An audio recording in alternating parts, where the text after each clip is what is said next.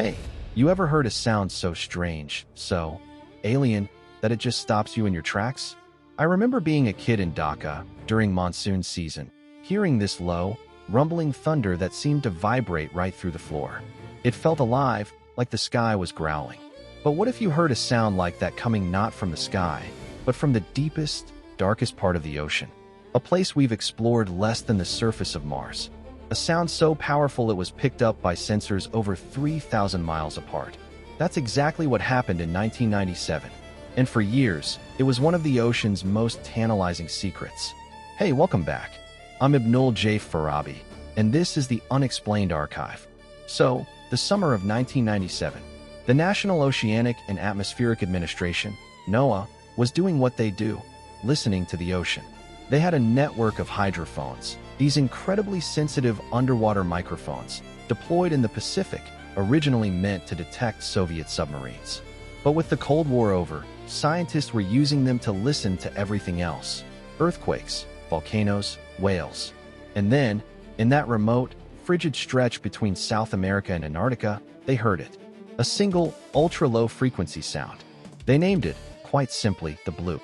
And when you speed it up to a pitch our ears can actually hear, it sounds organic. It doesn't sound like a cracking ice shelf or a rumbling earthquake. It has a pulse, a rhythm.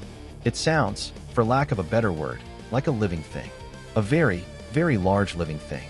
Now, this is where the mystery truly takes root. The bloop was not just weird. It was phenomenally powerful. Those sensors that picked it up, they were stationed off the coast of California and near Peru. The sound traveled over 5,000 kilometers. To be heard that clearly, that far apart, the source had to be unimaginably loud.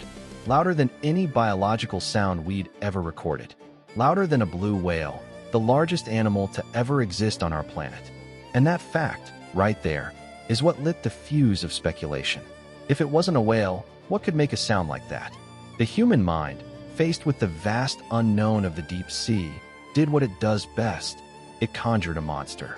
The idea of a colossal, undiscovered sea creature, something bigger than a blue whale, lurking in the abyssal plain, captured the public imagination. It was the perfect modern myth, a scientific recording that seemed to point to something prehistoric, something straight out of a Lovecraftian nightmare. For years, the bloop was the crown jewel of oceanic mysteries. It was evidence, we thought, that the deep sea still held giants. But here's where the story, like all good investigations, takes a turn. Science kept listening, and over time, with more data and better understanding of the remote Antarctic environment, a more plausible, if less sensational, explanation emerged. The prevailing theory now, widely accepted by NOAA scientists, is that the bloop was the sound of a massive icequake. A titanic iceberg cracking and fracturing, calving off from an Antarctic glacier. The low frequency, the incredible power, the location, it all fits. Icequakes can produce those ultra-low, rumbling sounds that have an organic quality when sped up. The mystery, it seemed, was solved. Case closed, right? Well, not so fast. For me, the engineer and the storyteller, the real magic of the bloop isn't in choosing between monster or icequake. It's in that beautiful, terrifying space of uncertainty where the mystery lived for over a decade. Think about it. Our planet presented us with a data point so anomalous, so outside our normal catalog of sounds, that our first, most primal instinct was to imagine a creature. That tells us something profound about our relationship with the ocean. We mapped the continent centuries ago, but the seafloor? It's a shrouded landscape of canyons deeper than Everest is tall and mountain ranges that dwarf the Alps. We've literally seen more of the moon. The ocean doesn't give up its secrets easily. So when it emits a roar, we are hardwired to wonder what's doing the roaring. I think about this from my own perspective, as someone who's built things, who works with systems and logic. Engineering is about solving known problems. But the bloop represented an unknown problem. And when you're faced with the unknown, the first step isn't jumping to a conclusion. It's admitting the scale of your own ignorance. The ocean forced the humility on us. It said, you have sensors to hear a sound from across a hemisphere, but you don't have the context to understand it. That, to me, is more thrilling than any monster. The fact that our own home can still generate a phenomenon that stops the scientific community in its tracks and sparks global wonder. The bloop is a reminder that exploration isn't just about finding answers. It's about being startled by the questions.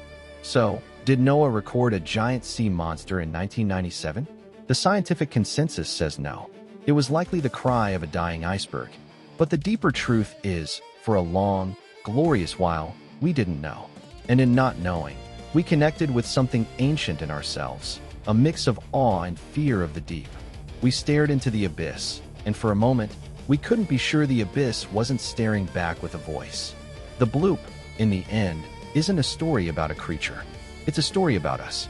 About the moment we heard the ocean scream, and our imaginations dove headfirst into the darkness, searching for its source. Thanks for joining me for this dive into the deep. If you enjoyed unraveling this mystery with me, please do share this episode with someone who loves a good story. And for more from me, Ibnul J. Farabi, and the whole team here, you can find all the episodes of the Unexplained Archive wherever you get your podcasts. This has been a production of Light Knot Studios. Visit us at lightknotstudios.com.